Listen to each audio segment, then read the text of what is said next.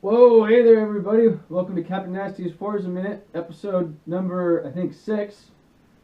Thanks to Pride, Greasy Pride, for putting the Nürburgring in X Class for the Hot Lap Challenge. I figured maybe I'd make a quick video and try to teach you guys one of the tricks that I use to learn tracks. And what that is on smaller tracks you can pick specific corners and focus on the ones with straightaways after them, and you've heard me talk about that before. I also like to name those corners, or name corners that I find really tough on circuit tracks. There's usually only a handful of them, and on smaller tracks it's pretty easy to do that. Now on a bigger track like Nürburgring, there's way too many corners to try to name all the tricky ones, so rather than trying to eat an elephant all at once, we're going to eat it 6 bites, I guess you could say, at a time, because there's I have 6 different sections that I kind of use to orient myself in the Nürburgring, kind of set up my lap there. And this applies to longer tracks. You can break into sections and things like that. So I'm going to go ahead and start a replay here, and we'll talk what those sections are. I'm backing up to take a run at this thing, so I have to complete a full lap to get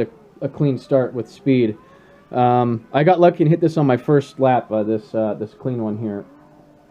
So this is the start section, and I call it that because you're not going to forget, start. It's the start. That's what it is. So there's some twisty bits we can see here, and really the important part here is to just warm up the tires and try to survive it and keep your lap clean, I suppose. Coming through here, you really want to set up this part as you take this left-hander. That's probably the most important corner in the start section. Now we're heading up to the second section called the Flugplatz, and that's specifically this corner right after here where you jump. You have to go wide open through that corner. That's a very important place to get on the gas early. This section is very, very, high speed. You're on the gas for a long time, so you have to get a good drive. You can go wide open around this. And you're braking. I call this corner gravel trap because it has a huge gravel trap, and getting a good run off this is really, really important too.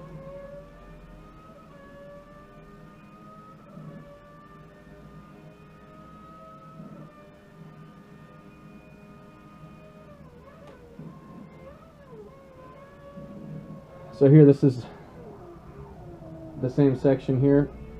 Getting a really good drive off of that corner is important too after those twisty bits in the uphill.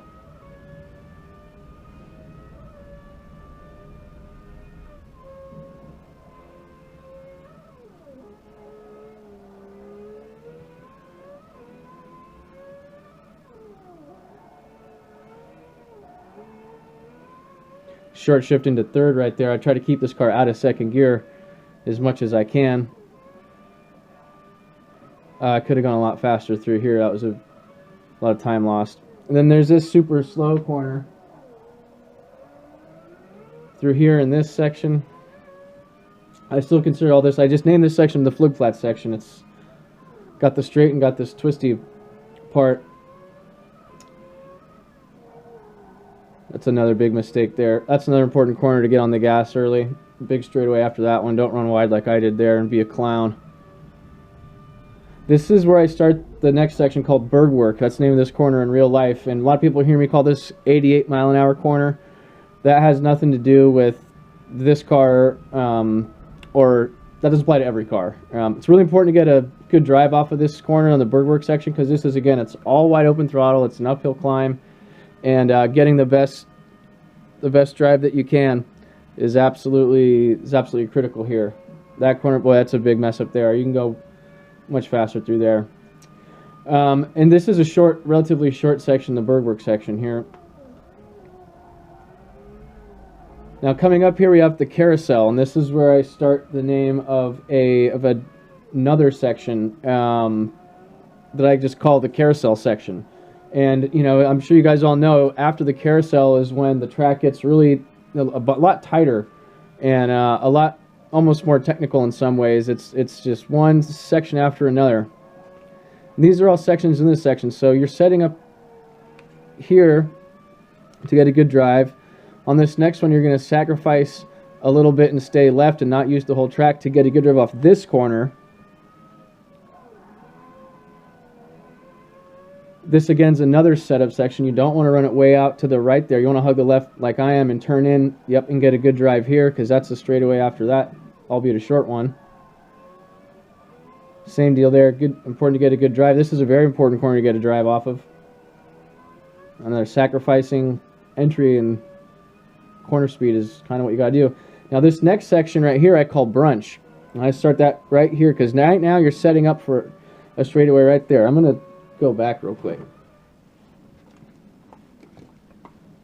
This is a tricky part of the track right here. Very tricky. So it's a part where there's that kind of little downhill. It'll be coming motoring through here. And this. So the way you get into this brunch corner is so important because you're on the gas wide open from there all the way around here and all the way through this whole entire section. But the drive you get through all these corners is determined on that right-hander after the jump brunch corner. And then there's these sections, high-speed braking, couple corners here. And we get ready to approach the last corner, which is absolutely critical to a good lap time here as well. I call that corner cops because that's kind of what it's called in real life. It's sort of like that. So this is the cops. And the last corner, you want to get a good run from the cops, right? So that's why I'm going to call that one cops, because you want to get a good run. And this is super boring and wide open. So what I'm going to do is just talk a little bit about how I set the car up. I turn, you can see it goes 218 up the hill. So the way I have this tuned is the front downforce is about stock and the rear downforce is turned down, I believe, to about 950 pounds, quite a bit lower than stock. And you can go wide through there, really hard brakes here. And this is a place where you don't try to make up time, you just try not and fuck up. And you can see me fucking up a little bit, but I kept it clean, and that's all that matters. So, yeah, that's about what I got for you guys for the Nürburgring. Break it down into sections. You don't need to necessarily use those sections, but those are the 6 I use because they're critical places where you need to get good drives, or it's a very different part of the track, and that'll help get the Nürburgring digested. All right, y'all. Sorry for the long video. Captain Nasty's over and out.